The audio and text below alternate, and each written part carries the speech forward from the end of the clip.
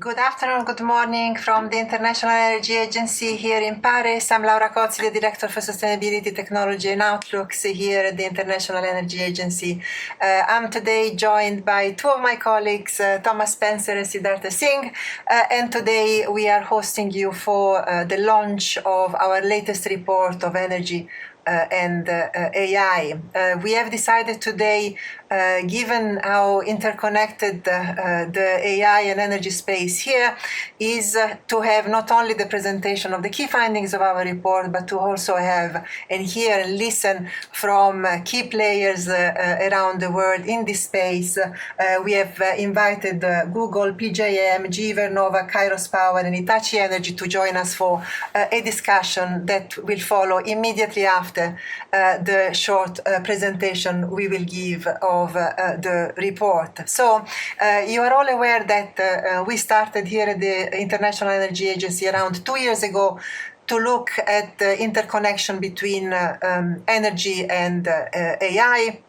And for the past 2 years, we have produced a major report over a year ago, but also put up for everyone for everyone's consumption data and analysis in our Energy and AI Observatory. Now, this field is moving so fast that we felt the need to update the findings of the report we published just a year ago, focusing on 10 key questions, and Thomas and Sid will take you through the main findings in a second. From my personal perspective and point of view, I see two main items emerging from this report. The first is a confirmation of what we had already found 2 years ago, and it's rather obvious that AI cannot go ahead without energy, and in particular electricity, and is really shaping up more and more what we have called already a couple of years ago the age of electricity. So the latest data are very clear. Electricity demand globally is growing very strongly more than energy demand, and AI is a big driver of this. Last year, AI electricity demand related to data centers and AI grew around 17%. This is a whopping number if you compare it with the global average of around 3% for electricity demand. So the scramble for getting electricity, getting a lot of electricity, getting high quality electricity, and as much as possible affordable electricity is determining more and more the AI race, and we'll hear from our host in a second. At the other hand, what we are also seeing is very clearly that AI has been very much an energy taker, but this is changing, and increasingly we are seeing AI becoming an energy maker. We are seeing this with procurements for new technologies ranging from SMRs to geothermal, but we are also seeing it in conventional technologies. If we look, for example, at gas turbines last year, we have seen a record number of orders. We need to go back 25 years ago to see similar type of queues and orders. So on the one hand, the AI sector very much shaping the electricity demand outlook, both on demand and increasingly on generation and technology. So without any further ado, I'll give the floor to Thomas to go into the details. Thank you very much, Laura, and good morning to everyone who's joined us. Good afternoon to everyone who has joined us around the world. Indeed, as Laura mentioned, the field of energy and AI is moving incredibly quickly. In 2025, capital expenditure from the largest tech companies, largely on data centers, was around US $400 billion. Global energy investment in infrastructure to power data centers exceeded $100 billion in 2025. This is more than all energy investment in Africa in that year. In 2026, these 5 companies announced a 70% increase in their investments in data centers. This will take their investment to more than that of the global oil and gas industry in production. Open source platforms give us a sense of just how fast AI demand is growing. Over the past 12 months, OpenRouter saw a 6-fold increase in token consumption. Tokens are the basic building blocks of AI. And unique IEA data allows us to understand what this means for the energy sector. As Laura mentioned, global electricity consumption from data centers increased by 17% last year, as rapid efficiency improvements partly counteracted surging use. But it is important to remember that electricity consumption is growing rapidly around the world for a number of reasons, and data centers are only one of the driver. We estimate that data center electricity consumption accounted for about 10% of global electricity consumption growth last year, comparable in absolute terms to the increase from electric vehicles.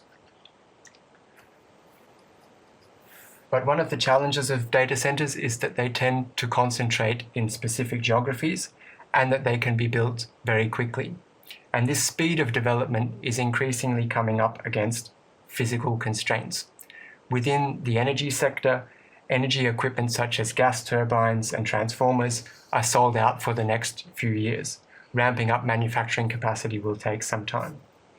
In many jurisdictions, data centers are trying to connect to networks that are already congested, and connection queues can take years to clear. Within the IT supply chain, the incredible pace of AI development is leading to manufacturing capacity shortages in some components of the supply chain. And it should be noted that the current conflict in the Middle East may impact on some of these supply chains. The IEA's unique approach allows us to take into account the entire value chain and the restrictions in it, and integrates these challenges into our projections. Our baseline projection for near-term data center electricity consumption is now at the upper end of our range out to 2030. Near-term constraints prevent a higher outlook, while committed capital spending limits the downside in the near term. But after 2030, as you can see from the graph on the right, the long-term uncertainty is much wider. Even higher upsides cannot be excluded. A major uncertainty around the growth of data centers and AI's electricity consumption is the speed of efficiency improvements of AI and the kinds of AI that will be adopted. For this reason, our report did a deep dive into the energy consumption of AI tasks and how usage is evolving. Today, a simple text query now consumes about 0.3 watt-hours. This is a surprisingly little amount of energy. In fact, it is so low that today's data centers could, in theory, generate more text than every adult on the planet could read in an entire year. So the build-out of data centers today is anticipating substantial growth in more energy-intensive modalities, like video generation and agentic AI. And these can be much, much more energy-intensive than simple text queries. For example, an agentic AI query can use hundreds or even thousands of times more energy than text queries. So tracking how the uptake of AI grows and how the composition of these different query types changes over time will be critical to understanding its impacts on the energy sector. And here I hand over to my colleague Sid for the next few slides. Thank you so much, Thomas. So in order to dig in a little bit more into the outlook for electricity consumption from data centers, we tried to break down this consumption growth with at least two categories. So first we looked at the conventional servers within data centers, and this conventional capacity is the one that generally relates to applications such as web hosting, cloud storage, emails, and so on. In our outlook, in the base case, this grows by about 40% to 2030. But on the other hand, it's the AI optimized servers. These are the kinds of servers that are specialized and cater to workloads, including model training, model inference, also into large models of climate, weather, and so on.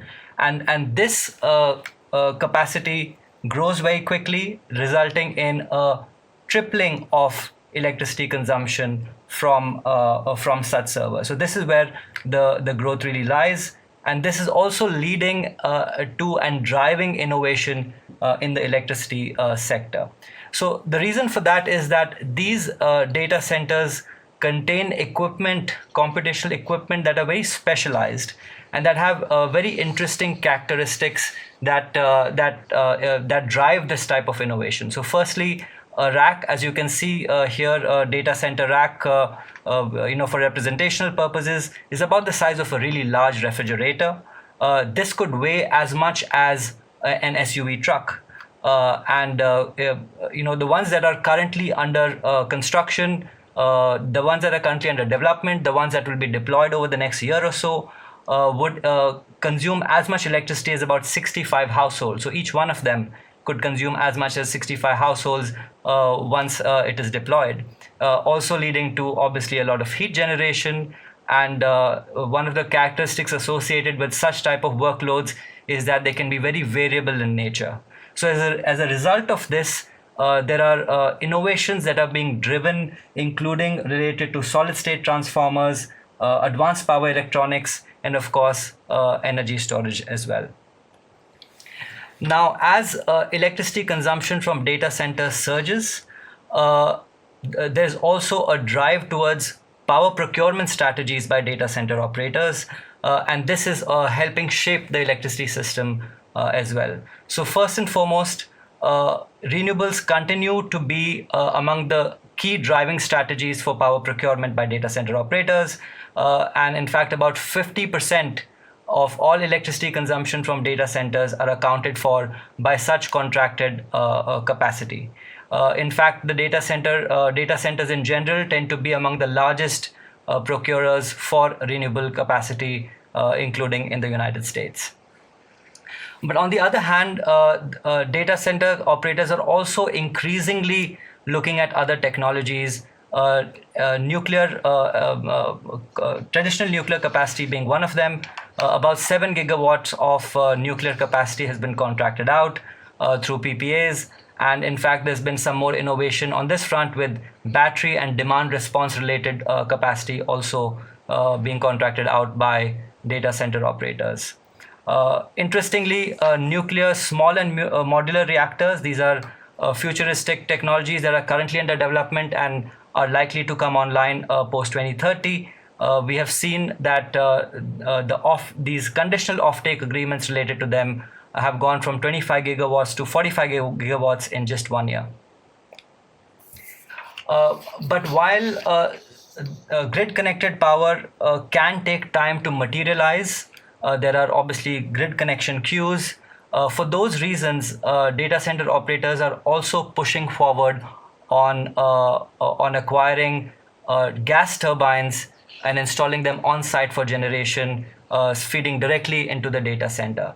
And here we find quite striking results from the order books for gas turbines. In fact, last year at 130 gigawatts of gas turbines ordered, it was the single largest purchase in the past 25 years, of course, with the United States being a key driver of this growth. And in fact, within the US, on-site data center operations accounted for about 30% of the total growth in orders since the beginning of last year onto the first quarter of this year. But of course, this is not to say that this is a silver bullet. I think we must recognize that on-site operations are very challenging. There are a lot of constraints related to reliability. This requires energy storage to help manage the variability in demand, as well as, of course, there are now wait times for the gas turbines itself, which means that deployment could be pushed into the 2030s. And of course, finally, this has implications on emissions. And we note that all emissions from data center related electricity consumption, this is a global number, includes gas, but also other sources. This is on track to double in our outlook period, and therefore is a significant contributor to growing emissions in the energy sector as a whole. So with this, I'll pass the presentation back on to Laura. Thank you so much. So Thank you very much to both of you, to Thomas and Sid, for all of us following, for all of you following us. I just want to acknowledge what you have heard here is just scratching the surface of all the wealth of material that we actually have published for the Energy and AI report, where we touch upon many other questions, including what's the implication of the current crisis on energy and AI, what are the possible macroeconomic implications of a wider use of AI, and how that could impact the energy demand outlook, analysis of where we see very large AI deployments, what's the impact on electricity prices, and so on. But I would like really very much to turn to our guests and start a conversation with all of them. I will start with Lucia Tian, who is Director for Advanced Energy Technologies at Google. Thank you very much for being with us today. Lucia, Google is a major player in AI, a major player on procuring energy, and what we are seeing actually, we have seen the data center electricity demand is also an opportunity to commercialize the next generation of power generation technologies. So what is Google doing in this space? Can you enlighten us on this? Yes, thank you. And first, thank you so much, Laura and team, for hosting us here today. Before I start, I want to acknowledge the reality that's highlighted in this report, right? That we are really looking at a scenario where data centers could, data center electricity demand could really double by 2030. And that is an incredible challenge for grid infrastructure as a whole. But while it's a challenge, it's also an incredible opportunity, as Laura, you've posed in your question here. The tech industry's demand isn't just a burden, right? It can really act as a commercial engine for commercializing some of these advanced energy technologies. Over the last decade, we have seen the tech industry, including Google, pioneer corporate PPAs, power purchase agreements, that have helped us scale and bring down the cost curve. Technologies like solar and wind that are really available at scale today. And today we know that we also need a suite of clean energy technologies to meet the enormous growth. And that includes clean firm technologies like geothermal and nuclear, power generation with carbon capture and sequestration, as well as energy storage. We know that we need that set of technologies to achieve not only the energy growth that we need, but also our 24/7 carbon-free energy goals. So Google is actively working to bring these technologies on the grid today. We are signing offtake from first-of-a-kind projects. That's one of the major tools we have in our toolkit, right, to provide that long-term bankable offtake, as well as long-term partnerships to bring order books to the table, right, to help provide a pathway for these technologies to scale. And my friend and partner, Jeff, can talk a little bit more about the work they're doing to bring online their first 50-megawatt reactor in Tennessee, and also our partnership to bring online 500 megawatts of nuclear by 2035. While we're helping to lead these technologies, it's also really important that we work on some of the tools to bring these technologies on the grid, right? We can't just have the technology, we also need innovation in how market structures evolve. So for example, one of the structures that we've pioneered in the last couple of years, and the first example of this is with NV Energy in Nevada to bring online a new Fervo geothermal plant, is the CTT, or Clean Transition Tariff. This model is rapidly evolving, but what it allows us to do is really bring online new energy resources in the grids in which we operate without putting that burden on ratepayers, allowing us to pay for some of the premiums that are associated with these emerging technologies, bring them down the cost curve, both for our own load and for everybody else. So I really see, the AI revolution here as a boost to the clean energy transition, and a powerhouse to drive the commercialization of some of these advanced clean technologies. Thank you very much, Lucia. This is all very clear. So I really liked your, we need a suite of technologies is certainly renewables. We're looking very much beyond that at this point in time. The scale of the deployment we need, essential, the speed, essential. But at the same time, I think you highlighted something incredibly important. It's not only about having the technology, we need to bring them to the grid, and we need to have structures that allow bringing them to the grid. And I think at this point, I would like to bring Craig Glazer, who is Vice President for Federal Government Policies at PJM Interconnection, and PJM is home to the very famous data center Alley. You are really witnessing firsthand what this electricity demand growth is. So can you talk us through what you're actually seeing on the ground, and how is this changing a PJM way of thinking? All right, thank you so much, Lara. First of all, just a big thank you to IEA. IEA's work is always excellent, and really there is not a more timely topic, and the comprehensive international work you've done is just outstanding. So it's an honor to just be part of that even. I will characterize, first of all, I would invite you all to, I could give you a ride where you would drive here and you would see Data Center Alley. It is quite stunning to see the number of data centers that are growing like weeds, quite frankly, in our footprint.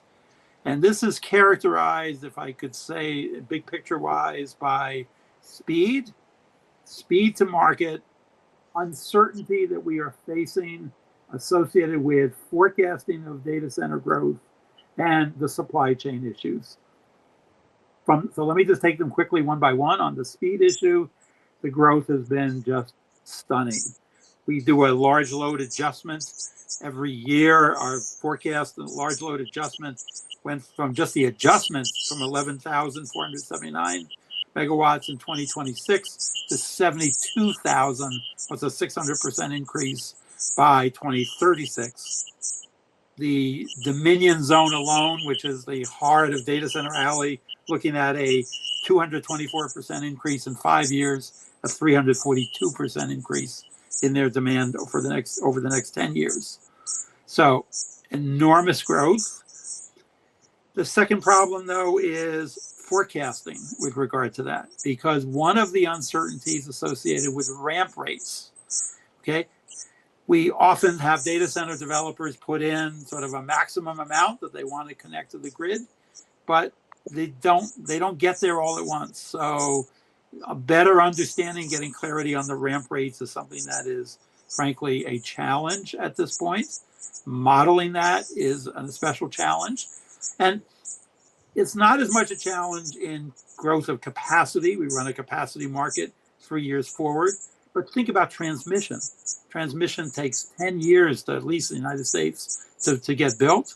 So we have to sort of forecast ahead.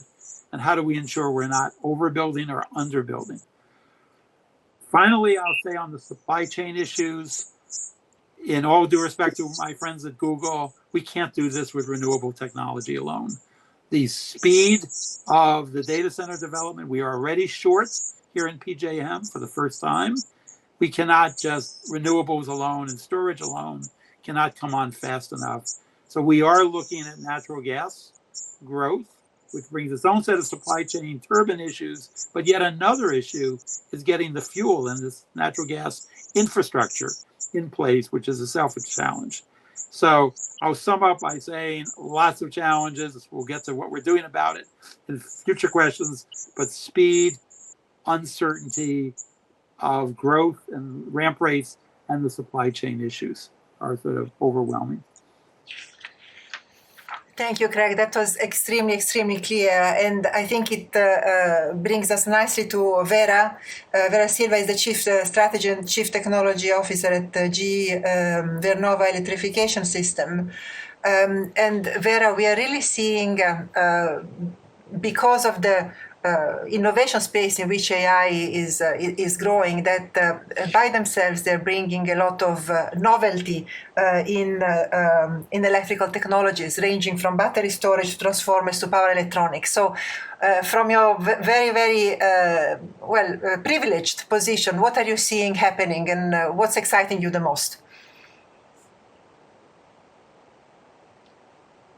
We cannot hear you, Vera. Hello, everyone. Hello, Laura, and thank you for the IEA team for having me here today.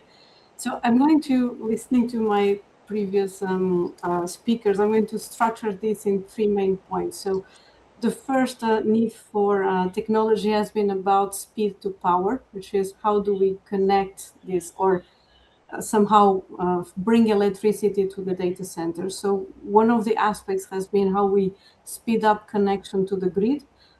First one has been how we organize ourselves internally and develop standard architectures from power to the rack, allowing us to be much faster in terms of what and how we deliver to connect each one of these data centers. If it is to connect to the grid, obviously, there's been a lot of needs for power stability and flexibility provision to the grid for grid-connected data centers. And this is where, from battery storage to medium voltage UPS, which is basically two back-to-back converters with the battery storage in between, we have been solving the problem of ensuring that these AI data centers with very variable high-frequency types of load are going to connect to the grid without destabilizing the grid. And we also make sure that we protect the AI data center from disturbances that come from the grid. So big role for both storage and power electronics in this play. A second problem to solve is when the data center cannot be connected to the grid, there's a power generation on site close to the data center. Here we're talking about gigawatt scale, which is size of a small country. Power generation, which is supplying only IT load, which is also something unique because in a country we have a lot of different types of load. So once again, power electronics and battery storage need to support this local power generation, making sure that the power generation operates stable and reliably, and we have continuity of supply. And the third problem that's been driving quite a lot of innovation is the power density, which we have in these future AI data centers. So we have seen NVIDIA talking about 800 volt DC type of racks. So these are quite different from what we have been doing traditionally. And this just requires a complete different power to rack design. We mentioned solid state transformers. That's kind of a more long-term technology, but there's quite a lot that can be done today with rectifiers, traditional transformers, medium frequency transformers that are really going to enable this 800 volt DC architecture and bring more power density. And this is about electrifying the data center. Obviously, AI is playing also quite a critical role on how we're transforming the technology and the operations of the business. And that goes all the way from digital twin and AI-enabled design of transformers or switch gears, which are some of the technologies in the critical path today, but also what goes inside the orchestration tools that are used to operate the grid at country scale, but also at data center scale. So quite a lot of excitement on the technologies to both power to rack as well as operating and controls of the grid. Thank you very much, Vero. Actually, this the density you mentioned is something we're watching very, very closely. This is changing so fast that it may actually change quite a bit and speaks very much to what Craig was mentioning in terms of the uncertainties area, because it really changes the way not only you need to actually provide the electricity, but also the heat discharge is completely different in terms of this amount of space that we are used to think about loads and heat discharge. Jeff Olsen, Vice President for Business Development and Finance at Kairos Power. So we have heard already from Google about the exciting things that are happening on nuclear in general, and SMR in particular. I have to say that here at the IEA, we are really witnessing a big, a new wave of interest in nuclear. Certainly the AI is a big part of it, but not only. We are seeing, following the global energy crisis, that a number of countries are actually beginning to look at nuclear and SMR in particular. So we are very, very much interested to hear from you. What are you seeing on the ground, and how quickly can we really expect to see SMRs operating? Jeff? Yeah, thank you, Laura. As already well noted, the demand for reliable firm clean energy is real. And as the AI boom accelerates the demand for electricity, Kairos Power's customers are increasingly looking for something beyond energy alone. They need reliable, firm capacity that can be quickly deployed to support core business operations. And this is also true for our utility partners. And related to Craig's earlier points, system operators as well, excuse me, who are being asked to service these growing energy demands. IEA's report on energy and AI highlights well the role of nuclear generation to address the significant momentum that we're seeing in demand. And as we look at the future of SMRs, I think it's also important to highlight and reference what our counterparts are doing within the conventional fleet. So there is potential for a meaningful portion of nuclear's contribution to come from the existing fleets. We're seeing that now with contracts being noted and announced. And that incremental capacity may come from power plants that have the ability to extend operating lives, to extend output, to increase output from existing facilities, or in some cases to restart previously retired capacities. All valuable and in potentially some cases even nearer term options to meet AI's growing demand. At the same time, the AI industry is increasingly looking beyond existing generation assets toward more capital light advanced SMR technologies that have the potential for less complex and speedier deployments. And when we look at those, that's where Kairos Power fits in. Kairos Power recently broke ground for our first power producing SMR reactor alongside Google and the Tennessee Valley Authority. This is underneath the framework agreement that Lucia previously mentioned. And our focus is on iteratively maturing our technology platform in order to deploy at scale for customers for growth in the early 2030s and beyond. And for some people, 2030 may still feel distant. However, for developers, utilities, and large energy customers making investment decisions today, it feels a whole lot closer. And the closer we get to first-of-a-kind deployments and beyond, the more customer expectations are shifting from vision toward execution. So we're seeing customers increasingly look for demonstrated progress across construction, manufacturing readiness, supply chain partner maturation, regulatory milestones, et cetera, as demonstrations of delivery capability become more and more important as this energy is becoming closer to coming online. In addition, I also expect the commercial side of the SMR industry to continue to mature. Today, as IEA's report notes, many of the announced SMR commercial capacity is contracted under MOUs, letter of intent, or other early stage agreements. Well, those agreements have played an important role in building relationships and signaling market demand. Binding agreements are ultimately going to be required to bring capacity online. And SMRs have generally approached commercialization from one end of the commercial spectrum or the other. Some have focused on establishing large MOUs and LOIs with the expectation of ultimately converting these relationships into definitive agreements. And the report does reference the large proportion of MOUs and LOIs in this space right now. Others have started on the other side of the commercial spectrum, building smaller, more focused agreements based on binding commercial structures, such as power purchase agreements, and then using those early projects established as proof points to scale into larger commitments. Kairos Power's approach reflects elements more defined in that second approach. And so last year, Kairos Power, Google, and TVA, Tennessee Valley Authority, announced a first-of-a-kind 50 megawatt energy agreement that established a pathway for Kairos to deliver through the TVA system to Google, and we're expecting to connect that system in just 5 years' time. So things are happening quickly. This is the first of 50 megawatts to be deployed under Kairos Power's 500 megawatt master power plant development agreement with Google.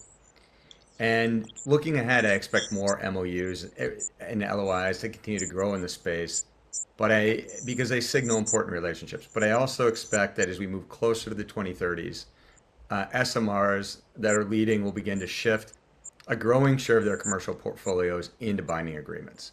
So when I think about the future of SMRs in the AI context, I see a market that's becoming both larger and more demanding, and the opportunity is tremendous. But and I think it's going to be determined by execution. So thank you, Laura. I appreciate your time. Thank you very much, Jeff. We are certainly something that we're watching very, very closely. So we'll continue to follow very closely the development of SMRs. Thank you, Laura. Viman, will I come to you, Global Head of Product Management and Strategy, Grid Integration at Hitachi Energy. So Hitachi is very central to everything we're talking about here, in particular because you're making grid equipment, but also smart grid solutions. We have spoken about the electricity demand side. We have spoken about the pipeline of new generation coming online. But every time we talk about energy and AI, we come back to the grids. So grids as a problem in some instances, but also as opportunity. So, what do you see from sitting at Hitachi? What are the solutions? What are the smart possible applications that we could be coming online very soon? Yeah, thank you, Laura and team, for having Hitachi Energy on this panel. From our perspective, the rise of AI-driven data centers is fundamentally reshaping grid integration. We're seeing it not just an incremental demand growth, but a step change in terms of how electricity systems, need to operate. I'd respond to your question by framing it in maybe 3 key points, both for the challenge as well as the innovation. So the first point would be on scale, new order of demand. AI data centers are unlike traditional loads. We're seeing hundreds of megawatts per site, which are increasing in clusters in gigawatt hubs. Demand is also highly concentrated geographically, which stresses specific nodes in the transmission network. This obviously creates constraints in both network capacity and land availability, particularly in developed grids. In response, I would say the innovation we're seeing is that there's discussions around HVDC and obviously long distance transmission to connect more remote generation to load centers. There's also the compact and modular substations enabling deployment in space-constrained environments. And then also finally, I'd say standardized prefabricated grid connection solutions that are aligned with speed and scale that support the data center build out. The second point would be speed. That's really bridging the infrastructure gap. So the most immediate bottleneck is timing. Hyperscalers need to power in 2 to 4 years, whereas grid expansion timelines are often 5 to 10 years or even longer. This gap is now a critical constraint for both the digital and energy transitions. The focus for us here is that it's unlocking capacity faster. So we're seeing innovation in grid enhancing technologies to increase utilization of existing infrastructure. There's hybrid AC and DC system architectures to optimize performance and flexibility, and phase energization that allows data centers to ramp up while grid enforcement continues in parallel. We also see a shift to much closer collaboration between utilities, OEMs, and large data center developers, moving from a sequential to a more integrated planning model, as you can see clearly on this panel. And then the third point would be stability, integrating dynamic loads into a ever-changing grid. So AI data centers are both sensitive to power quality and increasingly power electronics driven, which affects how they interact with the grid. At the same time, grids are becoming more complex, in some cases weaker due to the share of increasing renewable energy generation, as well as lowering system inertia. So this creates a dual challenge in terms of reliability and decarbonization, which is quite known. But the innovation response here, I'd say, is solutions like STATCOMs for voltage control and dynamic stability. Other solutions like synchronous condensers, battery energy storage, enhanced STATCOMs, which restore inertia and fault current capability. Tailored power quality solutions, often co-located within the data center.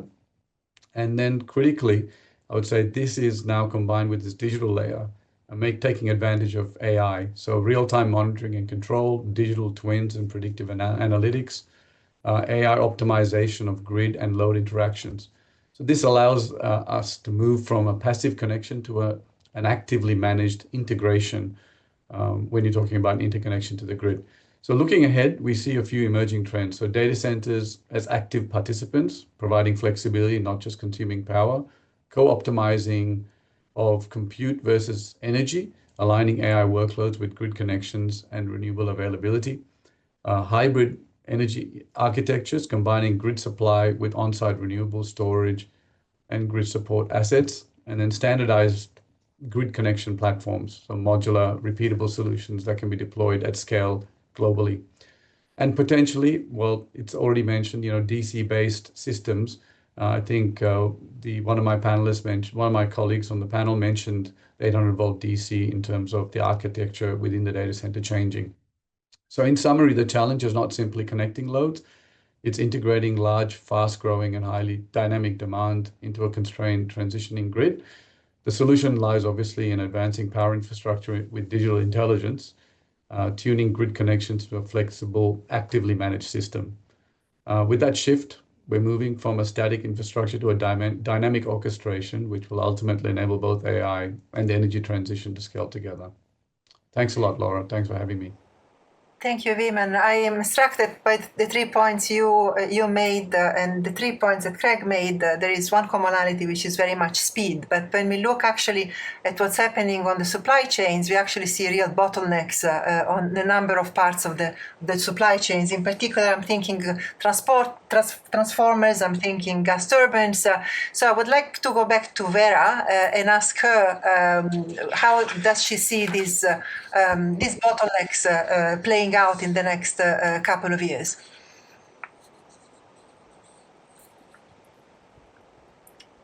Again, Vera, if we cannot hear you, if you can unmute yourself. Thank you. Sorry. So I see the bottlenecks are already there and increasing. So today, when we look at gas generation, we see a demand which is 3 times the availability of the market. So from us, we have roughly 100 gigawatt of gas turbines under contract and fully booked until through 2029, 2030, with multi-year lead time for any new order. So we see a very strong constraint there. We are increasing our capacity, targeting 20 gigawatt of turbine production per year. And we did almost $1 billion of investment broader in the US and beyond. Nonetheless, that remains quite an important bottleneck. On SMRs, so we have a first one coming online in 2029 in Canada, and again, strong interest and new projects in the US, Japan, so that we can see a technology differentiation there, but these are going to be landing 2030 and beyond. So the constraint remains.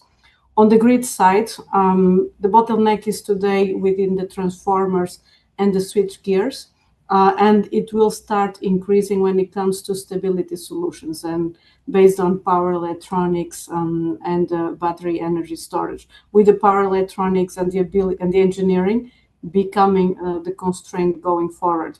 So we have 2.4 billion in data center orders for substations alone in the first quarter of this year, which is way more than we had in the full year of 2025, with transformers becoming now the longest lead time, extending through several years. And obviously, we're trying to remove these bottlenecks with the Prolec acquisition so that we can invest further in terms of capacity expansion. And capacity expansion has been, investments have been done throughout the total footprint, but of course there is a delay between how fast we can expand the capacity, even by using AI to improve manufacturing and engineering, and how quickly the market is asking. But something that we might need to look at is the mismatch between manufacturing, which is still accelerating, and the permitting timelines. So I've been carefully looking to see, even if we have an infinitive ability to accelerate our capacity, would that solve the problem of fast electrification of AI loads? And that would come down to some of the constraints in terms of permitting and how fast these projects can come online. So this is just some food for thought to see how to balance the removal of the industry equipment constraints and how this aligns with other constraints that are related to AI electrification. Thank you very much, Laura, for the question. We have heard Vera taking us through the challenges on supply chains, but at our end we're seeing broader systemic challenges on permitting that Vera mentioned, but beyond even the just workload. Do we have enough employee coming and the workforce ready to come in and be across the overall supply chain? So the number of systemic challenges, and wanted to hear back from you the way you were approaching this.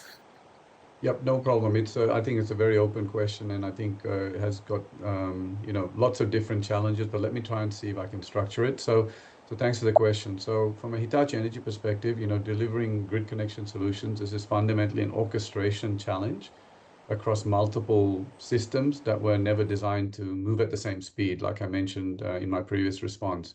So clearly, what's unique about data centers is that they're compressing timelines across energy infrastructure, industrial supply chains, permitting and construction.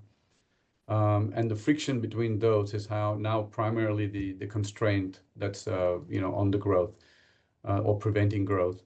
So let me highlight maybe 3 system level challenges that we're seeing here at Hitachi Energy and what we realistically should be expecting from them going into the future. The first one is, I would say, a system misalignment, right? The core bottleneck. And that is that each part of the system is operating on its own, let's say, rhythm or clock. So data centers need to scale in 2 to 4 years, like I mentioned earlier. Grid infrastructure is 5 to 10 years. Permitting is often unpredictable in months to, in some cases, many, many years.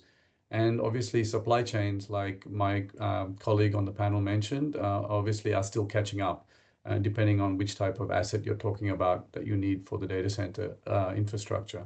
And so from a strategy perspective, the issue is not really a scarcity of solutions, but it's a lack of synchronization between these, let's say, 4 parts. So what I think we can expect looking ahead is a much earlier integrated planning approach. So where utilities, OEMs, developers co-design solutions upfront to save time. Grid connection solutions are kind of treated as a program and not as a one-off project. And the development shifts more to being sequential from being sequential to being more parallel in execution to save the time span.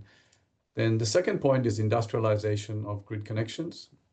The scale we are now dealing with requires a fundamental shift in how we deliver infrastructure. As an OEM, we're seeing demand exceeding traditional manufacturing rhythms and an increasing pressure on lead times for things like transformers, substations, and power electronics, like you've mentioned before. So what we can expect here is grid connections becoming more industrialized. What do I mean by that? It's standardized modular grid connection platforms as opposed to bespoke designs, expansion and localization of manufacturing capacity, and a closer long-term strategic partnership rather than transactional procurement. This is about moving from an engineering project to more repeatable product-like solutions at scale. And then finally, the third point is from equipment supply to system integration. The complexity of the grid interface is increasing, so there's stronger requirements for system strength, stability, and resilience. There's a greater interaction with renewable, heavy, and more dynamic grids. So from a strategic point, the changes we see as a role as an OEM are moving from supplying individual components to delivering integrated connection systems that combine physical infrastructure, power quality and stability solutions, as well as digital control and optimization. In effect, the grid connection point becomes a managed system and not just an engineering boundary. In summary, I'd say the key point that is the limiting factor is no longer just technology. It's now how effectively we can orchestrate these across these systems. And what we can reasonably expect is a shift towards an integrated ecosystem of collaboration, industrialization and standardization of these grid connection solutions, and OEMs increasingly taking the role of a system integrator and not just equipment suppliers. Ultimately, the success will depend on treating grid integration as a scalable and coordinated capability, because this is what it takes to support both the AI growth and the energy transition at pace. Thanks very much, Laura. And really very rich your intervention, and there is really a lot of food for thought, and we'll bring it in. I'll come back at the very end. There are a couple of things we are doing in terms of reports and engagement that will very much inspired by the framing you just made. And again, very much linked to what you said in terms of the point of connection. And for the past couple of years, we've very much seen that the quality that the AI and data centers were asking in terms of electricity was very, very, very high. So there has been demands from the grid. Can we see any type of flexibility? So back to Lucia and Google, how is that evolving? Are we still seeing 99.9 type of reliability and quality, or is this changing? Yeah, as I think Viman and Vera have already alluded to, it's as important how we think about operating data centers as grid assets on a day-to-day basis as we think about, what we've already talked about a little bit here, procuring clean power. We have to move past that old view of data centers as a single static block of demand. We really have to completely reimagine them as dynamic and flexible assets that can actively support grid stability. And while we're building data centers, we also have to build that smart grid infrastructure that's going to respond to the needs of the local energy ecosystems in which we operate. So one of the most immediate ways that we can act as a grid asset is through our own demand response. Excuse me. And just recently, Google has reached a really big milestone in this regard. We've integrated now 1 gigawatt of demand response into our energy contracts.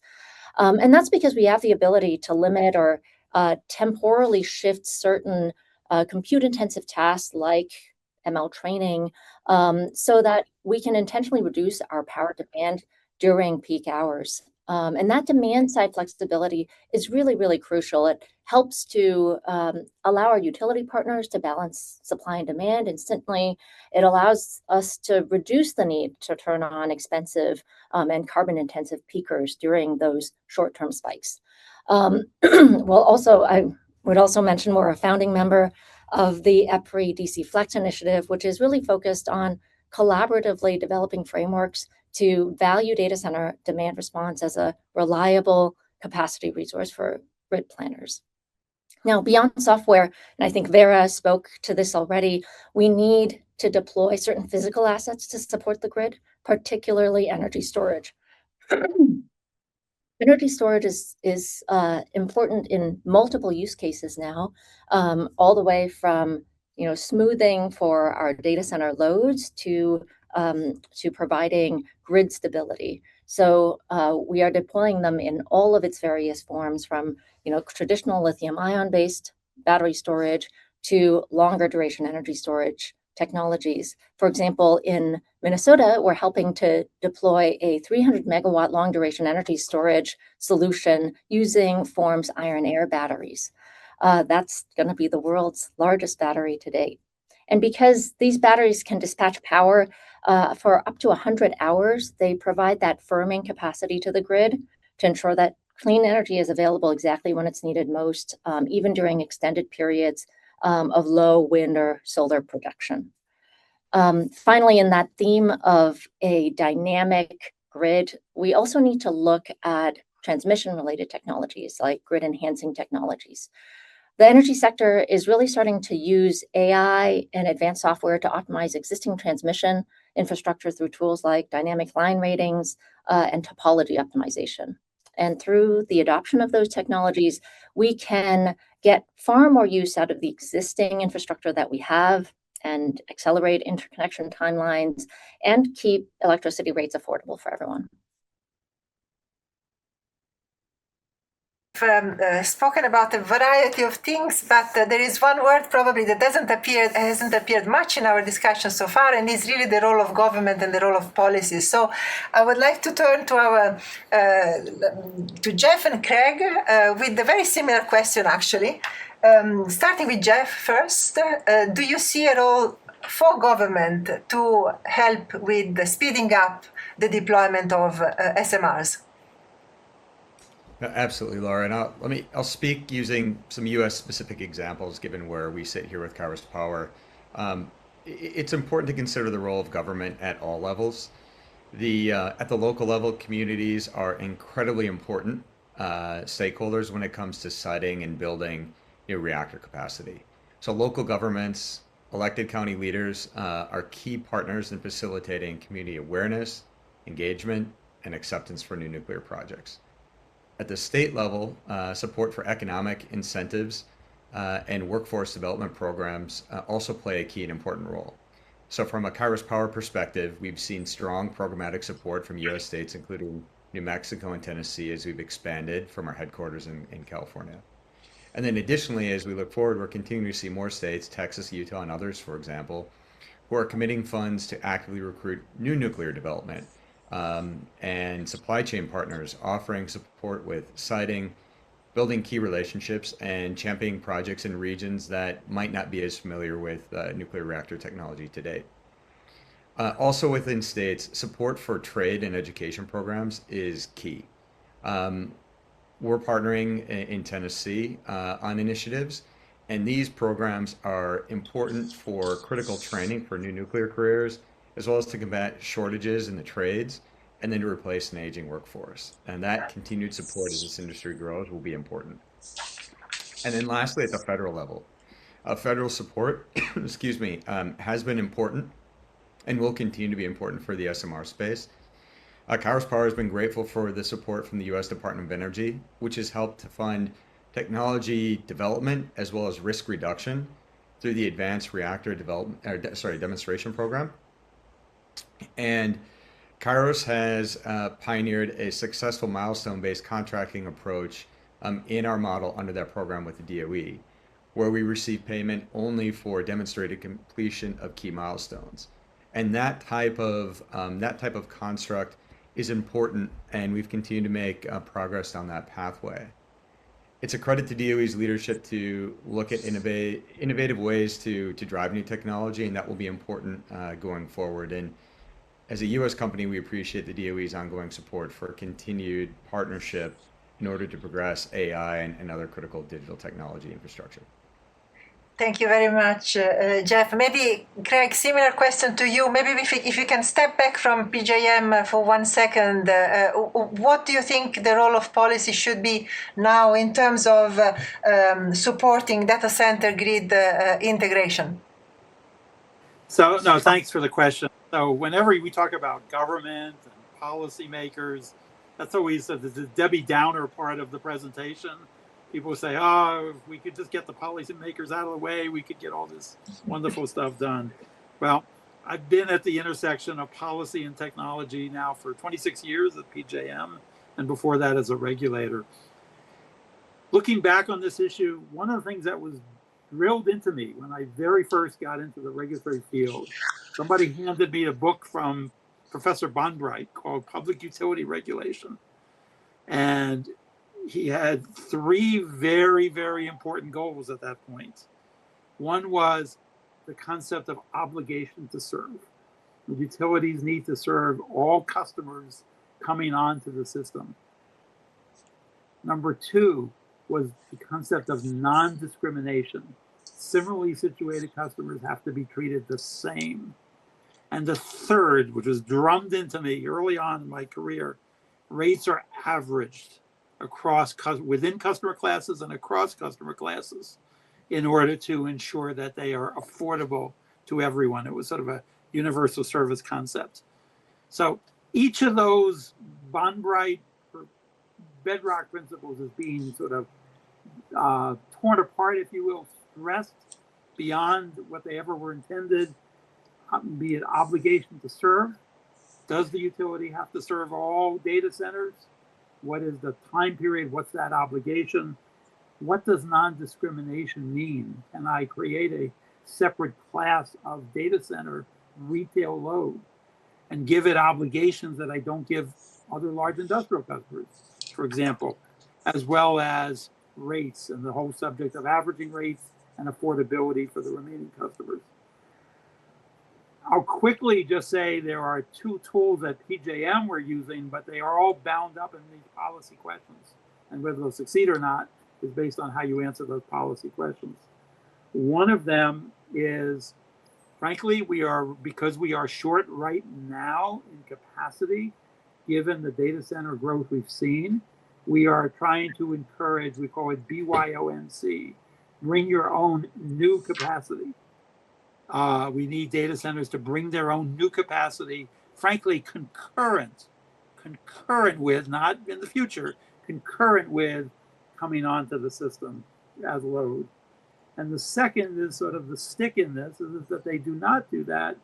We are looking at a system we're reluctant to put in place, but of curtailment of data centers. And perhaps curtailment before demand response and others for any data center load that does not bring their own new capacity concurrently. That's a tough formula, but otherwise we are in this difficult situation of hurting other customers. So once again, the three principles of obligation to serve, non-discrimination, average rates, they're all really getting tested. And I think we've got to have some really tough discussions about how those still apply in the future.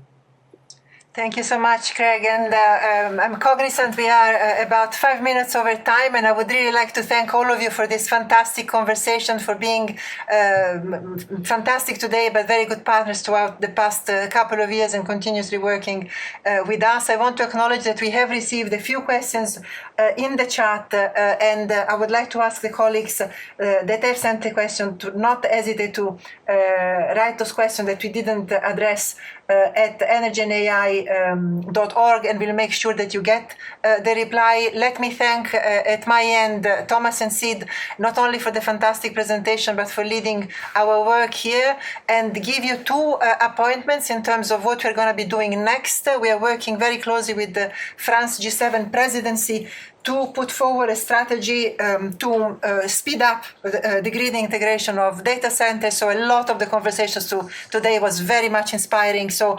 many of you will be working with you in the next couple of months to bring this new report into light in autumn before the G7 ministerial meeting takes place.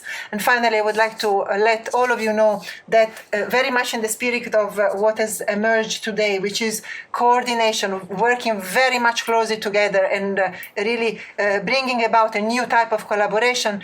We have established here at the IEA a new platform that brings together governments, AI, data centers provider, and the energy sector to really bring in a much more collaborative way the conversation forward. So we invite you to follow this work too.